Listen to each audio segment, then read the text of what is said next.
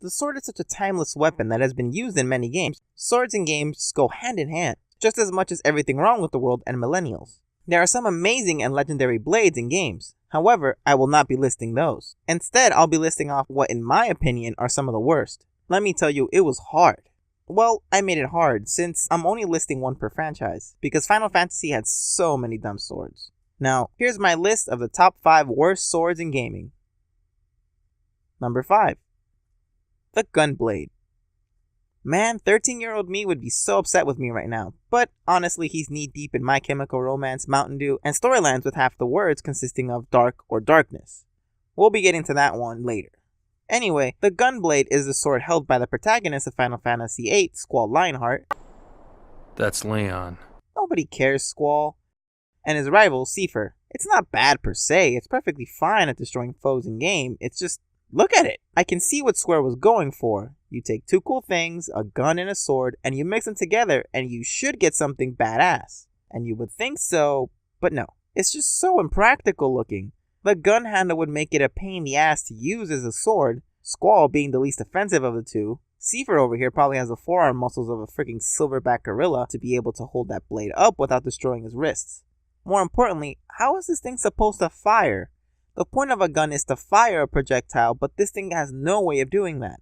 The way the gunblade supposedly works is that the user pulls on the trigger of the gun part to shoot and it sends a big vibration through the blade to cause more damage.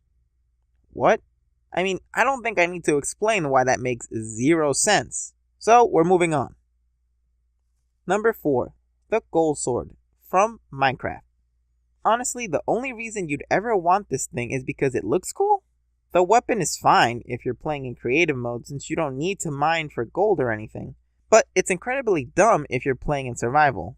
While gold tools work twice as fast as normal tools, they are really brittle and prone to breaking fast. Which makes sense. In the real world, gold is an extremely rare metal that is not as strong as steel or iron, but is a great conductor, which is why it's used in many electronics and even medicine.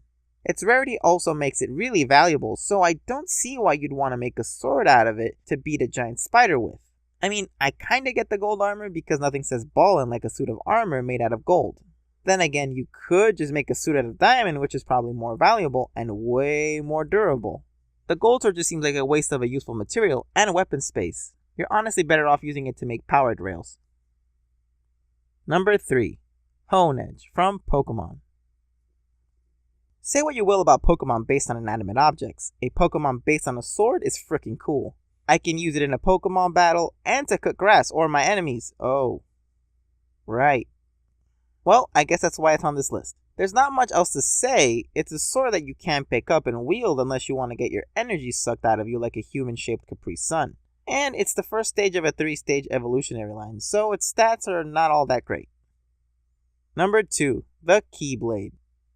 I was really debating putting this one on the list since the Keyblade itself can take many forms, meaning it's a versatile weapon. However, there are 2 reasons why it's on here. Most blades are supposed to be sharp. The regular form of a Keyblade is as sharp as a bat. It's not really a sword, it's more of a mace, but the most important reason why it's on here?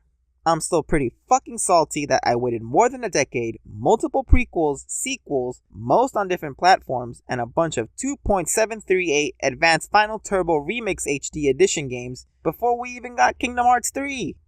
Look, honestly, it's okay. It's not really a sword, but you could ruin someone's day with a swing of this thing.